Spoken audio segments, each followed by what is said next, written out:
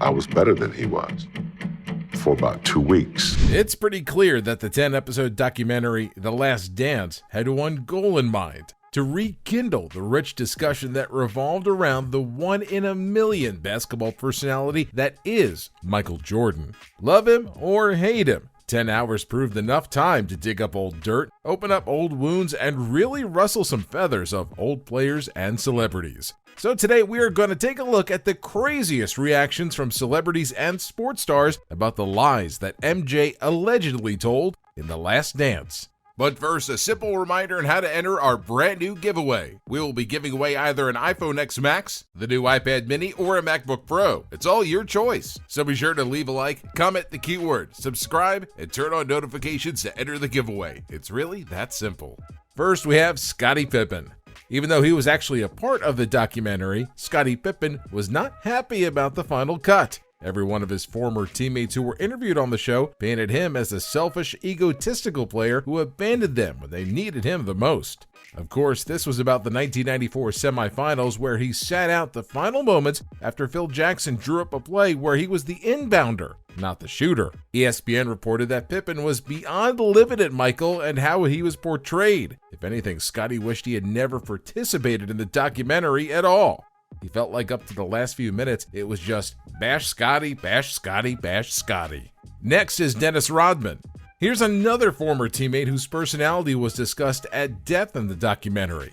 The Rodman was portrayed as an eccentric, stubborn dude who played by his own rules and was mostly a headache for his team. But instead of reacting to his own portrayal, Rodman sent out his thoughts to Pippen. In an interview, he said, quote, "I wish he didn't care like me about what people say. Scottie was so underrated and so underpaid. He should be holding his head up higher than Michael Jordan in this documentary." Rodman said it couldn't have been easy to be an amazing player and yet always be in the shadow of someone greater. He told ESPN, quote, "I think a lot of people are not realizing what he went through. The kid was a hero in a lot of ways during all those great Bull runs." Another player who thought Pippen deserved better than the docu's less than truthful portrayal of him was Utah Jazz guard Donovan Mitchell. Before the series even finished, Mitchell already went on Twitter to call MJ out. He said, quote, "He ain't have to slap Scottie like that," followed by a crying while laughing face emoji. Same goes for Mitchell's teammate Rudy Gobert. In a tweet that has now been retweeted tens of thousands of times,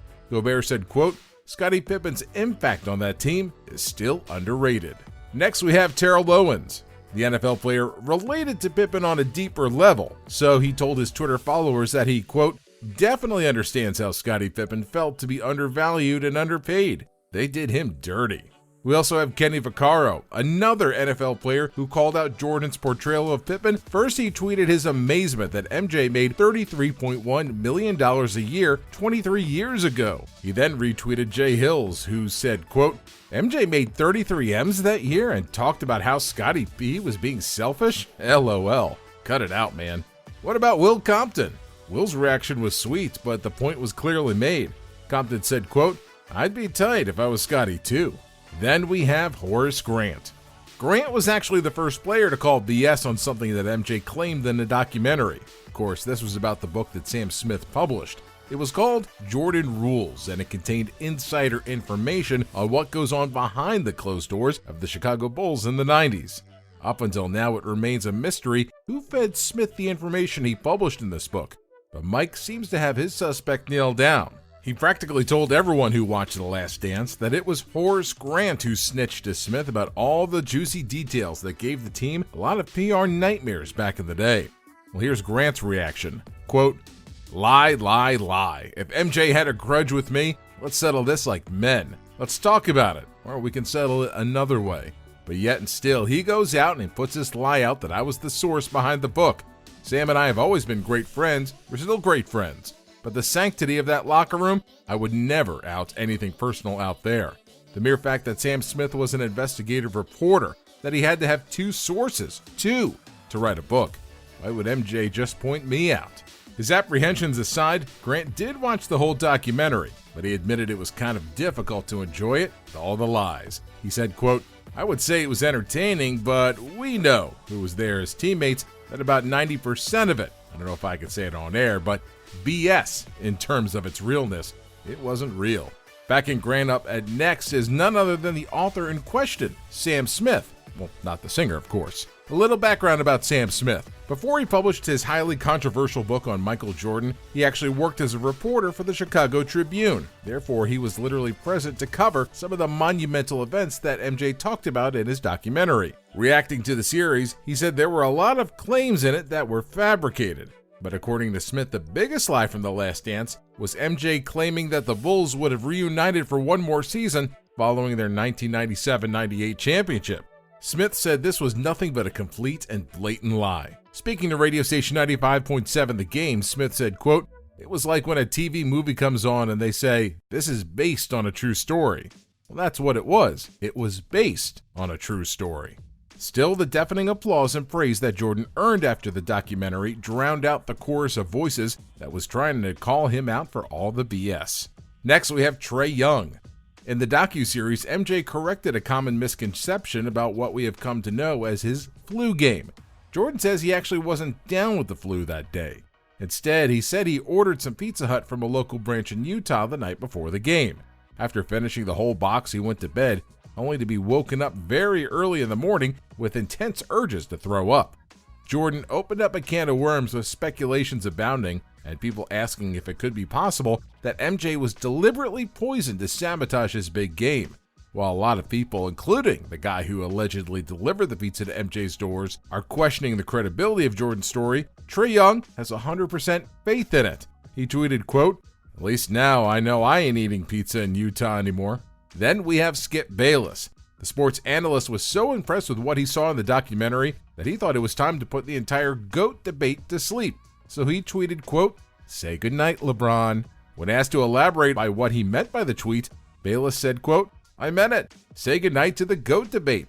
Trey Young called this even before he watched the documentary. This is going to have supreme impact on young people who weren't even born in 1998.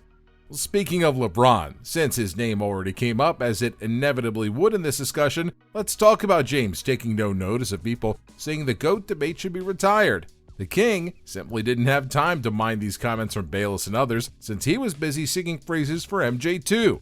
In fact, James admitted there was one scene in the documentary that nearly made him cry. On Twitter, he said, quote, "Watching episode 4, watching or seeing MJ hold up that first trophy damn near had me tearing up. That feeling of level and emotions is unexplainable when you've been through the," followed by 10 fire emojis. So yeah, good night to you too, Bayless. LBJ is in no mood to talk about the GOAT debate at all. He's occupied with being Jordan's biggest fanboy. Speaking of MJ fanboys, next up is James Corden. In an interview with ESPN, Corden sang exaltations to the documentary. He said it was the single greatest thing he's ever watched in his life, which is crazy since he didn't even grow up watching basketball. Still, he said watching MJ do his thing was extraordinary and something that made him fall in love with being in America. Next up is the former president, Barack Obama. Aside from, well, The Last Dance, The Last Dance discussed how Jordan grappled with his sudden rise to fame, as well as the constant criticism that went with it. MJ recalled how he was highly condemned for his unwillingness to denounce Republican Senate candidate Jesse Helms and openly support Harvey Gantt.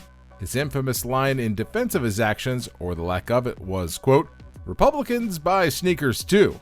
Well, here's what the former president had to say about that. Quote, "I'll be honest, when it was reported that Michael said Republicans buy sneakers too, for someone who was at that time preparing for a career in civil rights law and public life, and knowing what Jesse Helms stood for, you would have wanted to see Michael push harder on that.